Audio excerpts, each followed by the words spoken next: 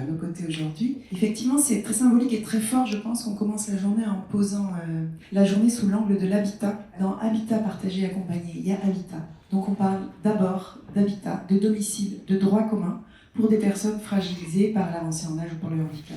Notre envie aujourd'hui, c'est de booster l'habitat inclusif et que toutes et toutes qui êtes là, vous repartiez avec l'envie de développer, de vous mettre en relation. Vous êtes très divers dans vos fonctions, dans vos rôles, même dans vos territoires. On a la conviction que c'est tout l'écosystème qui doit bouger pour qu'il y ait de plus en plus d'habitat inclusif qui se développe. Le réseau APA, ça va être un réseau d'entraide entre porteurs de projets.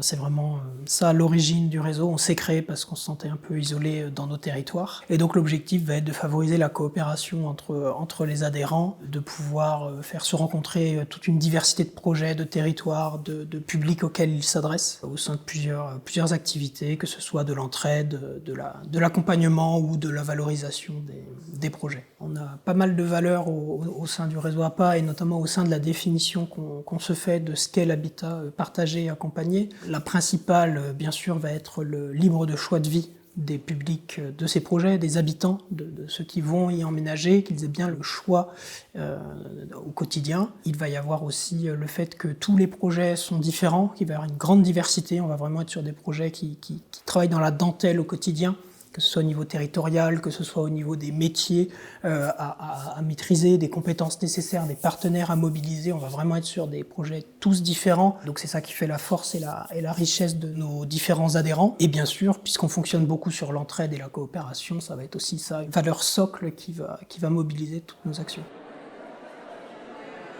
L'habitat partagé et accompagné, c'est un domicile dans lequel des personnes vulnérables, rendues vulnérables par le handicap ou rendues vulnérables par l'avancée en âge, choisissent de partager des espaces, mais aussi des services adaptés à leurs besoins. Et c'est très important, dans le cadre d'un projet qu'ils ont co-construit, ou pour le moins auquel ils adhèrent, un projet de vie sociale et partagée.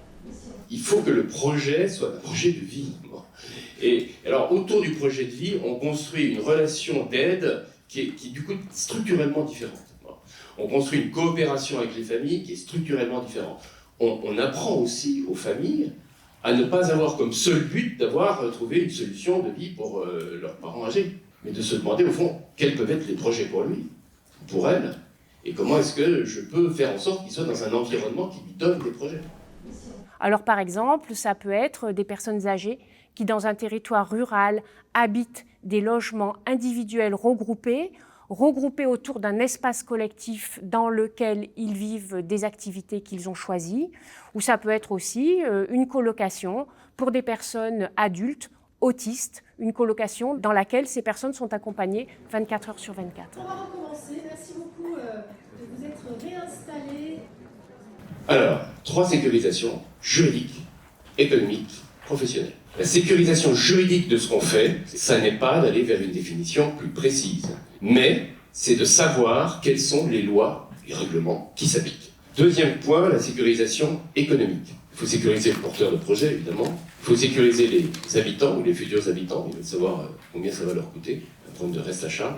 Il faut sécuriser évidemment les financeurs. Dernier point, la sécurisation professionnelle. 2 services à ne pas confondre dans l'habitat partagé. Il y a le service d'aide à la personne, et puis il y a le service qu'on appelle 3P, porteur du projet partagé.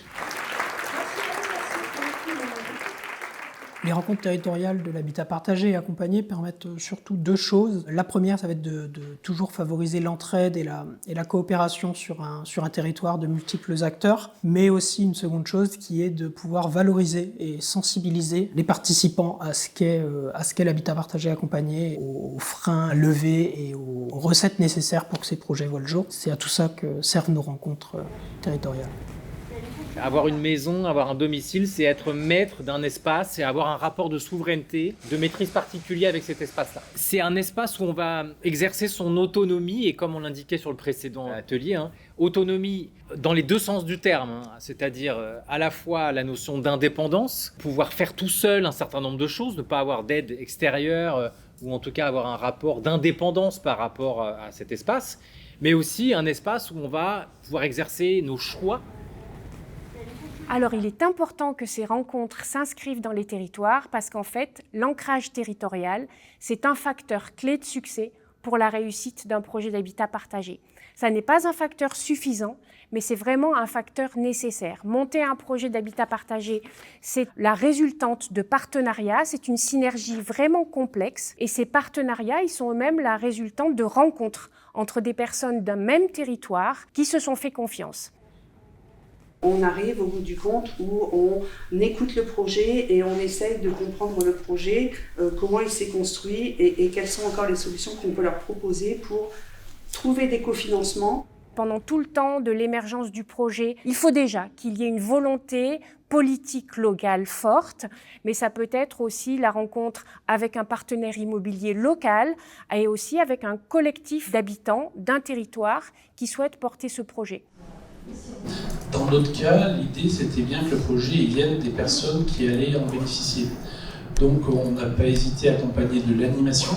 L'idée étant que s'il y avait personne, il n'y avait pas de projet quoi. On n'allait pas faire un bâtiment pour faire un bâtiment avec un espace commun et je sais pas quoi, c'était pas ça l'idée.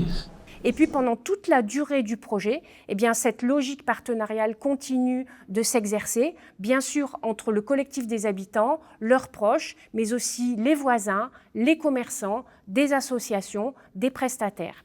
Donc cette logique partenariale, elle est vraiment fondamentale pour toute la durée des projets et pour leur pérennisation. Et d'ailleurs, cet après-midi, il va y avoir des ateliers et chaque atelier sera assorti de la présentation d'un projet au cours de laquelle on pourra vérifier combien ces alliances territoriales sont importantes, alliances qui vont parfois même jusqu'à de la gouvernance partagée entre les partenaires. Et puis aussi, l'ancrage territorial, il se voit dans la déclinaison de ces 5 journées du réseau APA, chacune dans un territoire. Elles ont chacune leur coloration propre et elles disent quelque chose de la diversité des territoires et des projets. La CNSA, sa volonté extrêmement forte, c'est de développer tous les habitats intermédiaires. Et ça, on le fait, mais on le fait encore une fois à un rythme, et pas le rythme qui serait dicté par le défi démographique. Nous pensons que ces rencontres territoriales seront réussies si, d'un côté, les porteurs de projets peuvent repartir et repartent avec des outils, des ressources, des contacts, des idées pour pouvoir faire passer un cap à leur projet. Donc ces rencontres territoriales ont lieu dans plusieurs territoires, dans 5 territoires. Donc on va à Rennes, on va à Lille, à Toulouse, à Lyon, et on aura une rencontre conclusive alimentée par toutes ces rencontres territoriales qui se passera à Paris. Et toutes ces rencontres seront réussies si on aura pu montrer que c'est faisable, que ces projets d'habitat partagé accompagnés voient le jour. On sait que c'est un parcours semé d'embûches, on sait que c'est compliqué, on sait qu'il y a beaucoup de freins à lever, parfois des concessions à faire. Mais si ces rencontres auront permis de montrer que c'est possible, notamment au travers des témoignages qu'on peut mettre en place, notamment autour des échanges d'expériences, ces rencontres seront d'autant plus réussies. Merci d'être là. On vous a appelé à être les ambassadeurs et nous on compte effectivement aussi sur vous pour porter les voix de l'habitat inclusif. Et merci. Merci. Pour l'invitation.